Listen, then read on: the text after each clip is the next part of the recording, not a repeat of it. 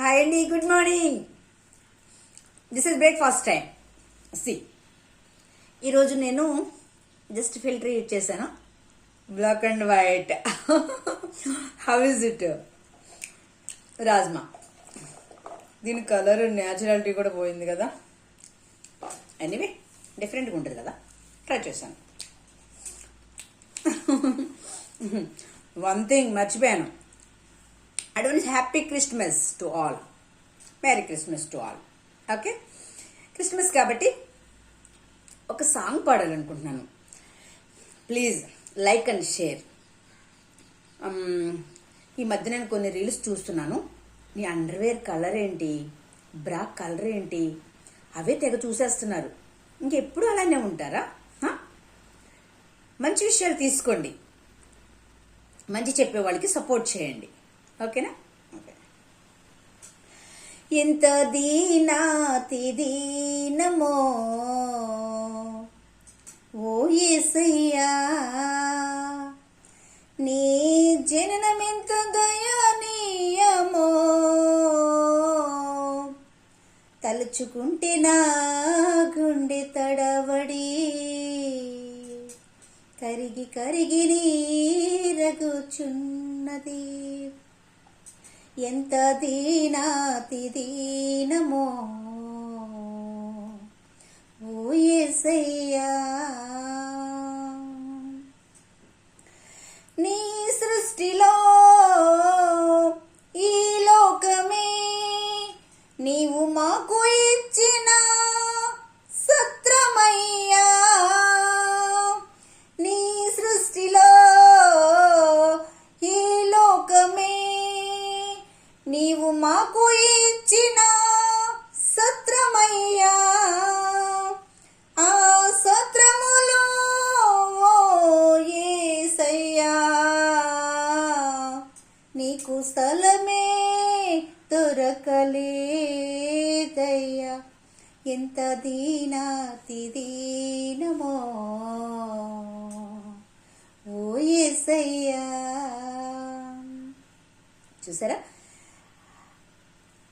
నీ సృష్టిలో, దేవుడు సృష్టించిన వాటన్నిటిలో ఈ లోకము నువ్వు మాకు ఇచ్చిన సత్రం లాంటిది. అంటే ఫర్ ఎగ్జాంపుల్ ఎక్కడికన్నా ఏదైనా ఊరు వెళ్తాం, ఒక లాడ్జ్ టైపు. ఎన్ని రోజులు ఉంటాం? లేకపోతే పూటకూళ్ళ వాళ్ళని పెద్రస పెద్దమ్మ గురించి సామెతలు చెప్తూ ఉండేవాళ్ళు. అక్కడ కొంచెం షెల్టర్ కోసమే, అంతే కదా. ఈ లోకం కూడా అంతే. ఇది నాది, అది నాది, అది నాది అనుకోవడానికి లేదు. ఎంతకాలం దేవుడు ఉంచుతాడో అంతకాలం ఈ లోకంలో సత్రము టైప్ అన్నమాట. ఈ సత్రములో నీకు స్థలమే దొరకలేదయ్యా. అంటే ఈ సత్రములో ఆయన జననము మనం పరిశీలన చేసినప్పుడు స్థలం దొరకలేదు. కరెక్టే, పశువుల పాకలో జన్మించాడు. దానికి కూడా ఒక రీజన్ ఉంది. అందరికీ అనుకూలంగా, అందరికీ తెలియడానికి. రాజగృహాల్లో పుడితే సామాన్యుడు వెళ్ళలేడు కాబట్టి అందరికీ అనుకూలంగా నడిబొడ్డును జన్మించాడు. అయితే సత్రం అనగా మన హృదయానికి సాదృశ్యంగా ఉంది. ఆ ప్రతి సత్రంలో ఆయనకి స్థలం ఉందా? లేదు. సో ఎన్నో కోణంలో ఆధ్యాత్మికంగా మనం అర్థం చేసుకోవాలి. సరే, ఇంకొకటి. నిండు చూలాలు మరియమ్మ తల్లి నడవలేక సుడివడి పోయనయ్యా.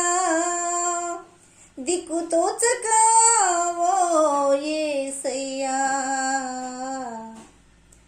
పశుల పాకలో ప్రసవించెనయ్యా. ఎంత దీనాతి దీనమో ఓ యేసయ్యా. ఇంకొక వచనం. చల్లగాలిలో చాటు లేక నలుమూలలా చలి కొట్టినయ్యా. పశుగంధువై ఓ యేసయ్యా, తల్లి వడిలో ఒదిగి నావయ్యా. ఎంత దీనాతి దీనమో ఓ యేసయ్యా. ఆయన దీనుడుగా ఈ లోకానికి వచ్చాడు.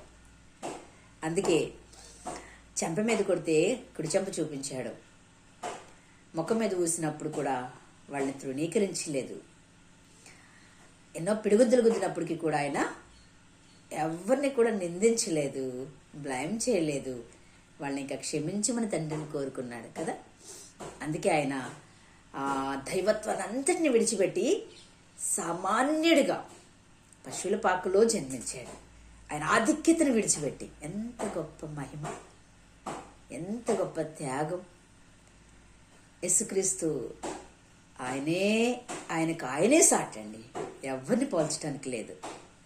మనం ఎవరిని కూడా పోల్చకూడదు కూడా. ఆయనే సాటి. Okay okay. సో పశువుల పాక లాంటి అండ్ సత్రం లాంటి మన హృదయంలో ఆయనకి స్థలమిస్తే అదే మనకు ధన్యత అండ్ ఆయనకు సంతోషం. Okay, thank you.